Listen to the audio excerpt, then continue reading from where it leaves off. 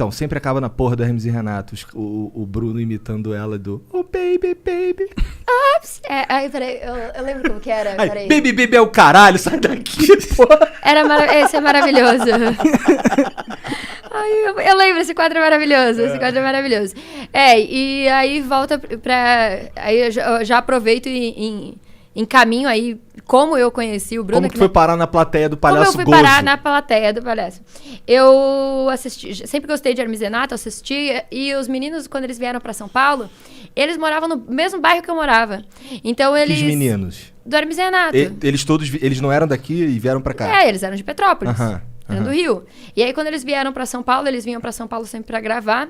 E eles gravavam no meu bairro. Então, você imagina, eu na escola... Ali, tipo, sei lá, tentando prestar atenção na escola. E os caras estavam ali gravando na pracinha do lado da minha escola, sabe? Então, eu era espoleta pra caramba. Eu cabulava a aula direto pra ir lá assistir. Eles não façam isso em casa, crianças. Não cabulem a aula. Nem tem como cabular a aula, mas vocês não estão indo pra escola. Mas, enfim. E aí, eu cabulava a aula direto pra ir assistir, gravação e tal. E foi num momento muito bizarro, assim, da minha vida, que foi numa época que o meu pai tinha alguns meses, assim, que meu pai ele tinha sofrido um acidente, um traumatismo craniano. Ele passou 2 anos em coma. Então, foi uma fase, assim, que o meu foco... de moto? O que houve? Cara, seu pai é uma bad. Uma bad. E, assim, E aí, naquela época, assim, a minha vontade de assistir aula e ir pra escola era... surreal, né? Muito. Sim. Só que não. E aí eu fiquei... assim, era uma distração pra mim. Era uma coisa que eu gostava muito de assistir, né? E aí de vez em quando eu ia, encontrava eles numas gravações. E um dia eu tava, inclusive, na feira. E eles estavam lá e eles estavam gravando o Bolovo. Sabe o episódio do Bolovo? Claro que eu sei. E eles estavam gravando o episódio do Bolovo. E eu tava naquela feirinha, que era a feirinha do lado da minha escola. E eu acabei conhecendo os meninos, eu falei, pô, me chama pra participar, me chama. Eu e uma amiga minha. E aí eles acabaram chamando a gente pra participar. E aí eu gravei Hermes e Renato durante um tempão, mas só pra deixar claro, tá? A primeira vez que eu fiquei com o Bruno eu já tinha 20 anos de idade, tá? Tá tudo bem. Okay. Eu era uma criança naquela época, eu tinha 12 anos quando eu conheci ele. Eu mentia que eu tinha 14, porque eu queria participar lá da plateia, eu achei que talvez ele não... Apesar da minha mãe assinar e tudo, talvez... quando eu falei, eu tenho 14 anos, é mentira, né? Cara de pirralha da porra que eu tinha. Não, era ver o cara de criança, eu com 12 anos na plateia do Palhaço Gozo, super normal. Do Palhaço Gozo, Do Palhaço Gozo, super normal. E assim, era uma fase assim, também, como eu disse, tipo, muito turbulenta na minha vida, na minha família e tudo. Então, a minha mãe, ela via que era um negócio que me divertia, então ela não pedia pra eu não fazer, entendeu?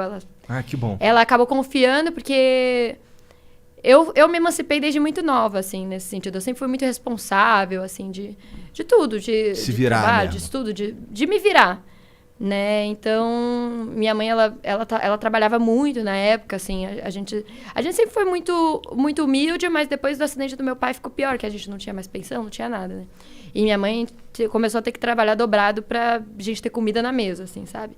Então, naquele momento, eu já tava muito solta, né? Eu comecei a trabalhar pouquíssimo tempo depois disso, assim, com, sei lá, 14, 15 anos eu já tava trabalhando. De modelo, alguma coisa assim? Não, nada disso. Na realidade, eu fiz um pouco de tudo, né? Eu até entregar panfleto eu já entreguei, só não fui engraxate nessa vida. Mas eu comecei a trabalhar com teatro, percussão. Eu tocava percussão, então eu fazia sonoplastia em espetáculos, tocando percussão. Eu comecei a dar aula de percussão numa ONG dentro de uma favela.